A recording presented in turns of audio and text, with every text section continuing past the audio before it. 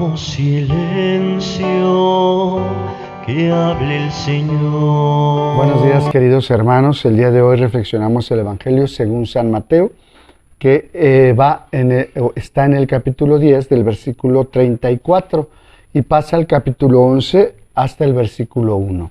Dice así: En aquel tiempo Jesús dijo a sus apóstoles: No piensen que he venido a traer la paz a la tierra. No he venido a traer la paz, sino la guerra. He venido a enfrentar al hijo con su padre, a la hija con su madre, a la nuera con su suegra, y los enemigos de cada uno serán los de su propia familia. El que ama a su padre o a su madre más que a mí no es digno de mí. El que ama a su hijo o a su hija más que a mí no es digno de mí. Y el que no toma su cruz y me sigue no es digno de mí. El que salve su vida la perderá, y el que la pierda por mí la salvará. Quien los recibe a ustedes me recibe a mí, y quien me recibe a mí recibe al que me ha enviado.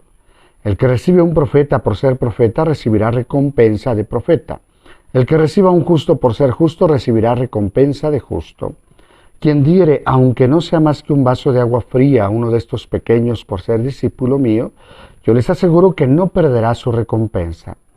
Cuando acabó de dar estas instrucciones a sus 12 discípulos, Jesús partió de ahí para enseñar y predicar en otras ciudades. Palabra del Señor, gloria a ti, Señor Jesús. Fíjense ustedes, este evangelio pareciera que cierra ya las instrucciones que les da Jesús a sus discípulos para que vayan y misionen. ¿Qué es lo que hace? ¿Qué es lo que dice?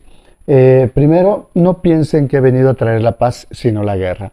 Y es que cuando nosotros aceptamos a Jesús, empezamos a estar en controversia, con nosotros mismos empezando, es decir, la concepción que teníamos del amor se borra totalmente para empezar una concepción distinta, que es la concepción de Jesús, como es entregar la vida, como es ir más allá de lo que se te pide, etc. Si hablamos de la concepción de la paz, también entra en revolución con nosotros mismos. Ahora, ¿qué pasa con los demás? También el que nosotros hablemos de la concepción que tenemos de la nuera o de la suegra, ya empieza a cambiar. ¿Por qué? Porque la suegra está hecha según Jesús también para amar, también para liberarla, también para darle la salud. La nuera es aquella que sigue, según la Sagrada Escritura, sigue a la suegra como si fuera su madre y la cuida y la protege. Ustedes busquen en la Sagrada Escritura y van a encontrar este modelo. ¿Qué quiere decir entonces? Que la revolución empieza cuando los conceptos que teníamos de las personas cambian totalmente. Ya no es la suegra, la molona, la que está siempre criticando, la que no me quiere, etcétera, sino la suegra, la digna de ser amada. Y a la que busco también simplemente porque quiero amarla, porque quiero también entregarle un poco de mí. Y enseguida viene, ya eso se resumo todo lo que nos dice en la primera parte.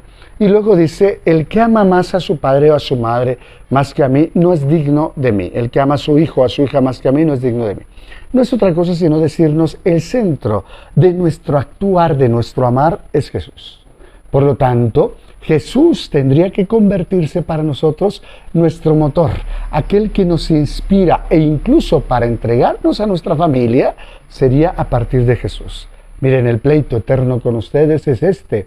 Llegan ustedes y me dicen: es que no vine a la misa el domingo. ¿Por qué? Porque tuve que atender a mi hijo, o tuve que atender a mi esposo, tuve que atender a mí, porque llegó de visita.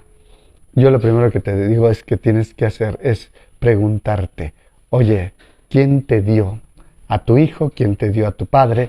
¿Quién te dio el trabajo mismo si no es Dios? Y no tendríamos que tener primero como centro a Dios, porque al fin y al cabo es la fuente de todo lo bueno.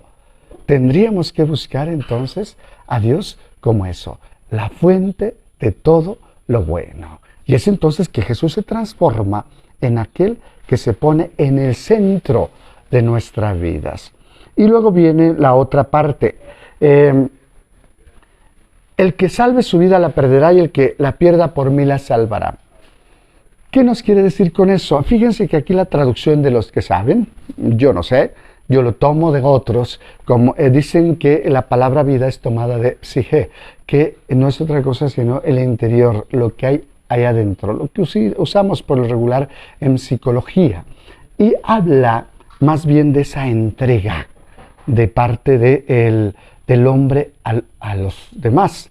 Y esa entrega no solamente es desgastarse, sino también gozar con el otro. ¿Qué les quiero decir con eso? Una sonrisa, un compartir con el otro, un perder el tiempo con el otro, un disfrutar con el otro, es entregar la vida y hacer que el otro se sienta importante. Cuando nosotros desvanecemos nuestra propia percepción hacia nosotros mismos y más bien pensamos en los otros, es entonces que ya estamos entregando la vida.